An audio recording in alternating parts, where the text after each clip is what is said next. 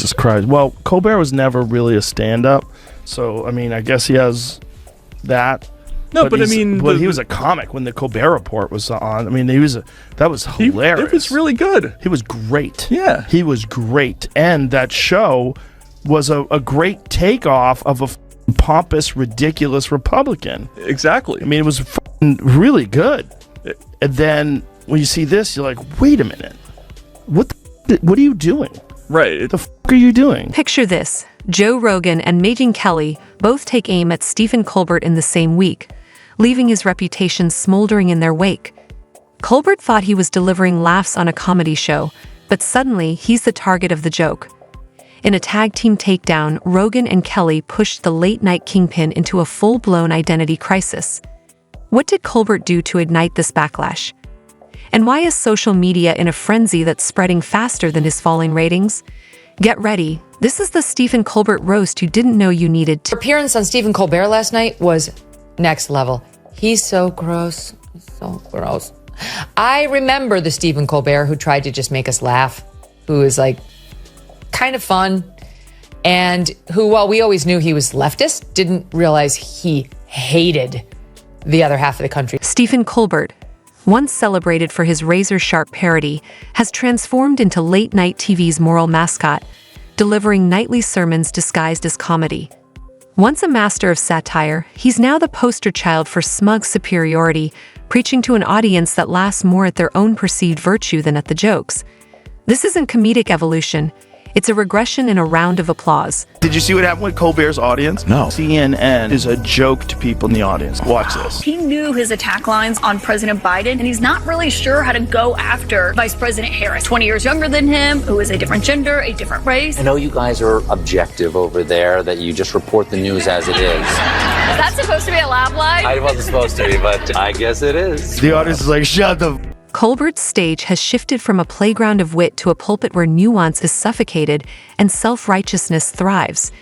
He's become the human equivalent of a LinkedIn inspirational post, complete with glasses, a lukewarm Chardonnay, and a flair for parroting White House talking points as if they were acts of courage. But it is so smart. He said Colbert came up and made his name playing a loving portrayal of a sort of useful idiot, a sort of dum-dum on the right who meant well but was, a real idiot.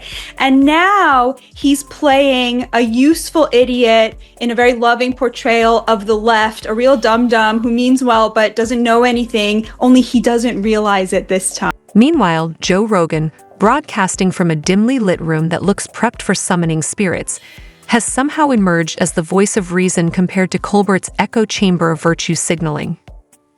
Rogan, known for lifting kettlebells and questioning everything, speaks with curiosity. In contrast, Colbert delivers his monologues like a human period, shutting down dialogue rather than fostering it. Colbert from the show was this genius parody. Now he's just Stephen Colbert. Right. That's who he is. They destroyed the essence by giving him something. The best example of it was when Jon Stewart came on. And Jon Stewart was doing that bit about the lab leak theory. And Colbert is jumping in and stepping all over it. Right. And I'd like to see some evidence of that. Like, he's like fucking up the bit. Clearly, Stewart, who's a great comic, is in the middle of a bit. Right. Yeah, exactly. And Colbert's trying to, he's like, you can see the panic in his eyes that this is not going along with the narrative. So he's hamstringing the bit. Right. Which is crazy to see. Yeah, because his whole body is like physically mortified by the idea that he's sending off the wrong signals. Then there's Megyn Kelly, fresh off battles with everything from the Trump fanatics to the woke crusaders who skewered Colbert with precision. That's not journalism. That's karaoke for Democrats. She has a point. When your nightly political critique boils down to orange man bad, delivered with the sincerity of a used car ad, you're not challenging power, you're pandering for applause. You look at this. There are quite a few billionaires who support you. You are from Northern California, after all, where they grow them in fields out there. Who's your favorite billionaire? Because we all have a favorite billionaire. On three. 1, 2, 3. Oprah. I'm sorry. I claimed Oprah. You can't take her now. What's happened to him is what happens to virtually every news personality and late night personality and host of popular shows, podcasts, etc., which is they start getting invited to parties with Jennifer Aniston, etc. And they start thinking they're finally one of the cool kids. And then they drink the Kool-Aid. It's amazing to me that he would embarrass himself that way and that they would think it's good politics to get up there being so chummy chum about how close they are with billionaires like... Let's take a stroll through the Colbert content landfill, shall we? A true political satirist would skewer all sides, but Colbert's jokes are screened like TSA baggage. Anything critical of Democrats doesn't make it past the checkpoint. Watching his show feels less like enjoying comedy and more like being lectured by a sanctimonious barista. He doesn't tell jokes, he recites political scripture set to a laugh track. Even his fart jokes come with campaign donation pitches. On the other hand, Rogan, the so-called meathead with a mic, interviews a diverse lineup of scientists, philosophers, comedians, and, shockingly, people who disagree with him. Meanwhile, Colbert's idea of bold is giving Anthony Fauci a standing ovation before he speaks. The last time Colbert challenged a viewpoint was probably to critique someone's tie color. Bear's an interesting cat, man. Yeah, he's a bunch of things rolled up into one, because he's a legitimate Catholic. Like, he's really Catholic. Yeah. Despite all the scandals and kid and all the craziness. And then on top of that, he's this character, but now he's not the character anymore. No. Now he's like a guy who's not totally playing the character, but the character comes in and out like little shadows. Yes, it does. And it's like, what are you? What's your real thoughts on things? Because I know you as Colbert. Yeah. I know you from the Colbert Report, this hilarious fake Republican guy. Yeah. And now I'm seeing you. I'm not sure what's going on. Joe Rogan approaches his show as a curiosity-driven conversation. Stephen Colbert runs his like a TED talk hosted by a smug high school valedictorian who believes sarcasm can replace substance. You can practically hear his internal monologue, "I am the smartest in the room." And the audience, they clap, because they always do. Meanwhile, Megyn Kelly, liberated from network constraints, didn't hold back, likening Colbert to the human embodiment of Twitter's virtue signaling. Every joke he tells is cocooned in moral superiority, as if he's terrified his audience might form their own opinions. She's seen more skepticism at White House press briefings than in Colbert's interviews. Remember when late night was about comedy? Now it's therapy for urban liberals seeking confirmation of their superiority over their Midwestern cousins. And Colbert?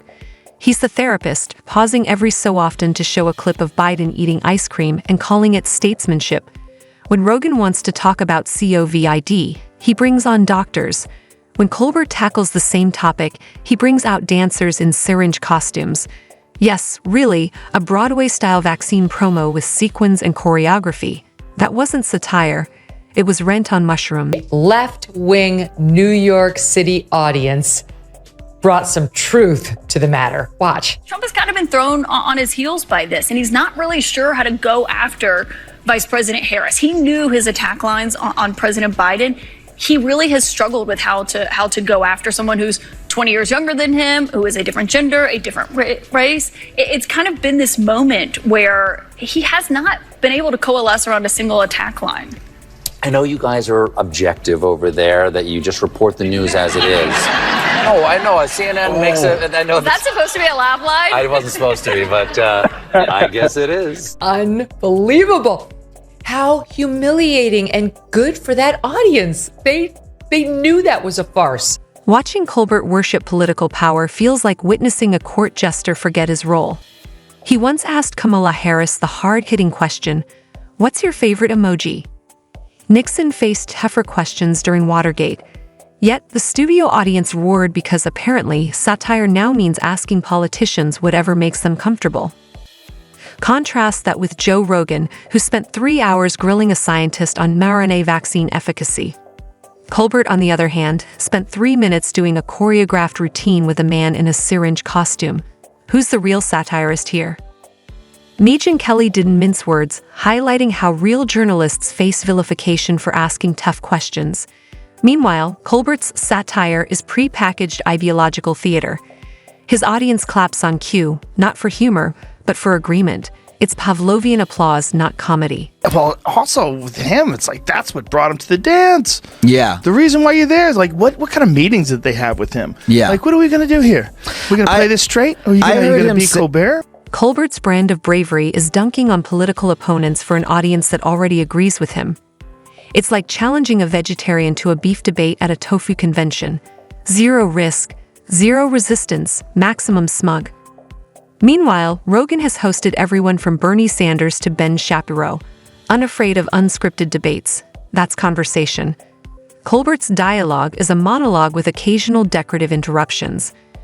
Megyn Kelly, known for tackling politics with unflinching honesty, described Colbert as Wikipedia and Reddit had a baby that could smirk. He's so insulated in his echo chamber that even shouting into a pillow would earn him a standing ovation. Once a critic of hypocrisy and government overreach, Colbert now cheerleads for the very institutions he used to mock. His nightly act can be summed up in 3 words: smirk, parrot, clap.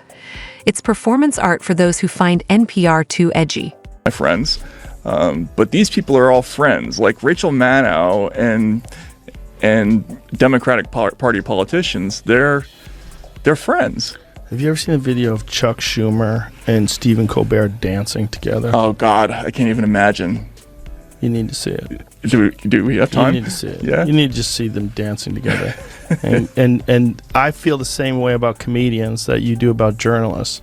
You know, like you can't be friends with those people because there's going to come a time where you have to talk shit. Even Colbert's writers seem fatigued, stitching jokes together from recycled tweets and CNN headlines.